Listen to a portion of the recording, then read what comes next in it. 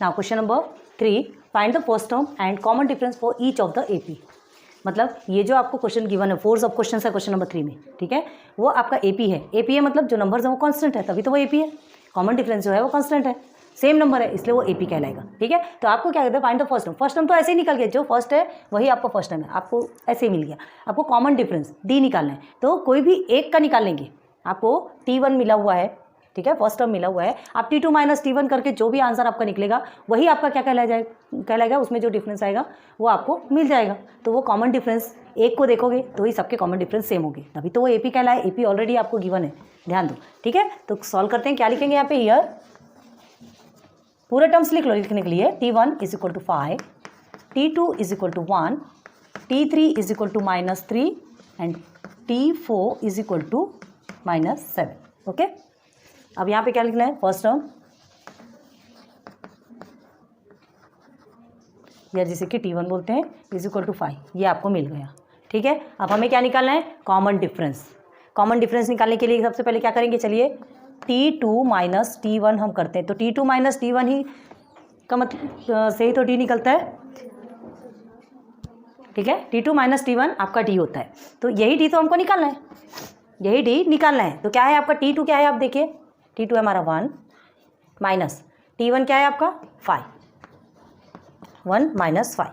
Clear हो गया, 1 हाँ -5, ये एक भी माइनस में नहीं, ये चार चीज़ों का ध्यान रखना कि कहीं माइनस में तो नहीं है सिंबल। ठीक है, तो 1 माइनस 5 हुआ आपका, क्या करेंगे 1 माइनस 5 है तो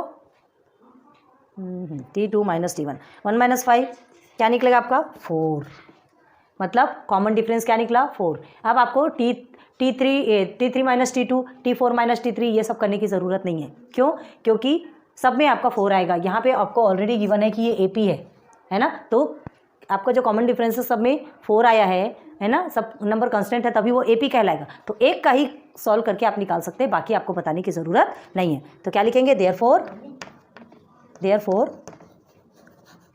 फर्स्ट टर्म क्या है आपका 5 and common difference D is,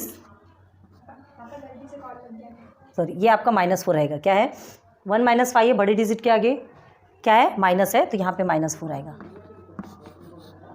यही चीज़ें कन्फ्यूजन में होती। ठीक है, देखो 1 माइनस 5 है, T2 आपका 1 है और ये 5 के साथ में माइनस हो रहा है, तो 1 माइनस 5 -4 आएगा ना, बड़े डिजिट के आगे माइनस है तो माइनस का सिंबल ही लगेगा। हो गया क्लियर, चलिए सेकेंड आप बनाइए। तो देखिए ये सॉल्व करके बताया था हमने, है ना, और ये आपको देखना है क्या बताया था हमने, T2 minus T1 is equal to D। तो हम देखिए ये यहाँ पर इस तरह से लिखें और यहाँ इस तरह से लिखें, हमको D निकालना है। तो D is equal to T2 minus T1 भी लिख सकते हैं। D की वैल्यू आपकी क्या निकलेगी 0.3, T2 माइनस T1 0.9 माइनस 0.6, यहाँ से लिया हमने, है ना, यहाँ से उठाया डायरेक्ट यहाँ सब्स्टिट्यूट कर दिया।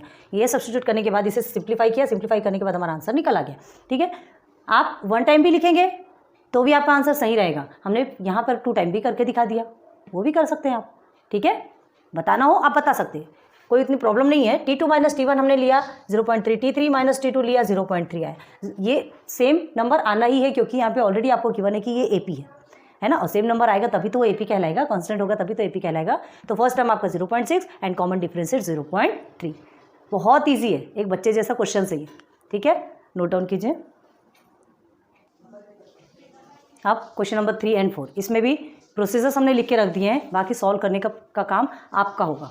ठीक है, ये आपके फ्रैक्शंस वाले हैं, फ्रैक्शन वाले भी आपको सॉल्व करना है और ये सिंपल नंबर भी सॉल्व करना है। कुछ नहीं करना है, सिर्फ फर्स्ट टर्म निकालना है एंड और क्या निकालना है आपको, कॉमन डिफरेंस निकालना है। इजीली सॉल्व कर सकते हैं, फ्रैक्शन वाले भी आपको सॉल्व करना है, क्योंकि इसके पहले फ्रैक्शन वाले हमने आपको ऑलरेडी बता चुके हैं। नहीं समझेगा तो हम बताते हैं आपको, टेंशन लेने वाली बात नहीं, बट पहले सॉल्व कीजिए, आप आगे देखेंगे।